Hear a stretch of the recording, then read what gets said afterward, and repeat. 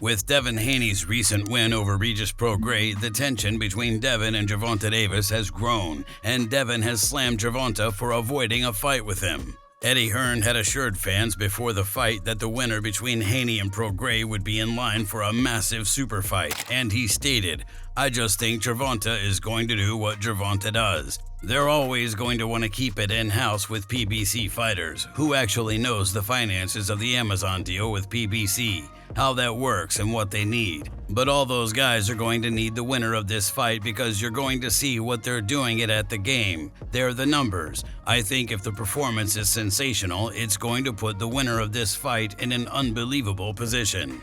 Devin Haney definitely believes that he should be awarded Fighter of the Year, and he also thinks that his dad should be given Trainer of the Year.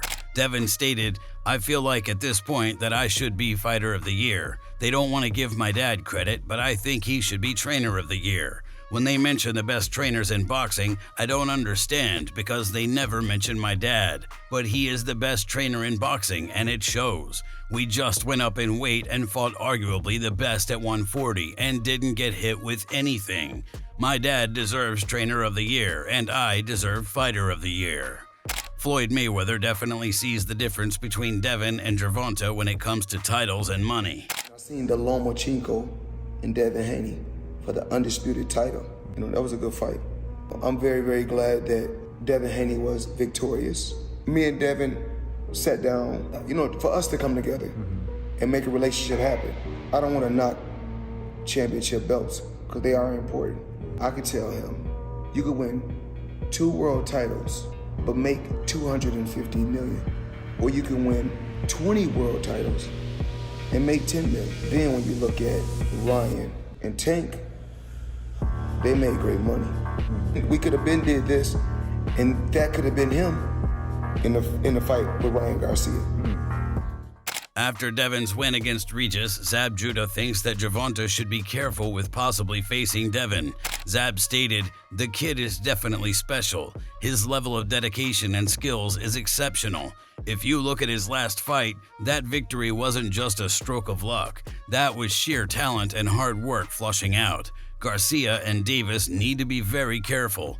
Garcia and Davis have hard punches, guile, and speed, but Haney's tenacity and hunger to win is unmatched. Let's remember, Haney hasn't lost a single match in his professional career. This isn't just a stat, it's an undisputed fact that screams volumes."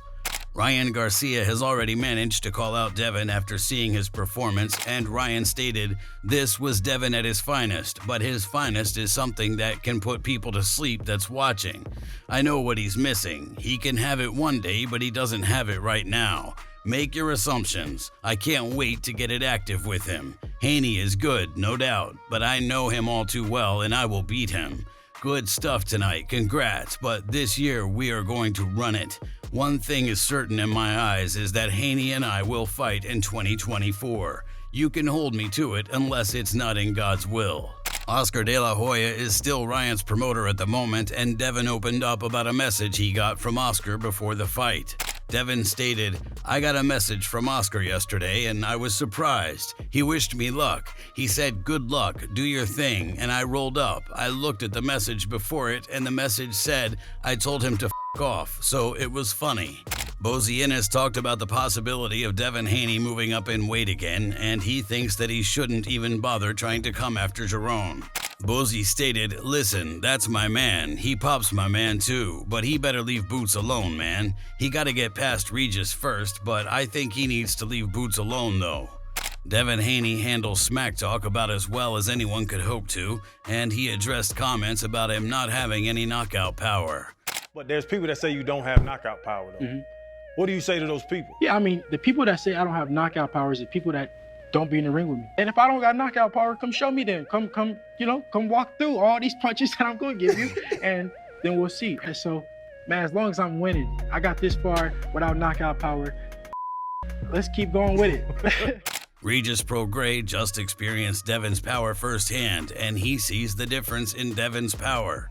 Regis stated, "I was just on the canvas and was like, what happened? He doesn't have the power to where it'll hurt you, but it's the quick power. I was like, all right, his dude does have it. You can't just run in with him. He's definitely better than I thought he was. He has sneaky power for sure. He doesn't have the concussive power to knock you out just like that, but he does have sneaky power to where he can run you into it. Man, I'm not gonna lie, I told all my people in the dressing room, they're crying. I'm like, bro, pick your head up. It's a fight, you're gonna win, you're gonna lose. For this fight, I trained my ass off. I trained for 4 months and it wasn't good enough. That's gonna happen in life. You can train, you can do everything. It might not be good enough, but I'm gonna go back to the drawing board and get better. That's what I do. As for a fight between Devin and Gervonta, Tim Bradley believes that Davis would give Devin a run for his money. Tim stated, "You make one mistake against Tank and it's a wrap. Haney is a good fighter. He's got tons of skill and ability, and he's got size over these guys. But I just think that a guy like Shakur is defensively better. I think he'll have the advantage over Haney on the inside.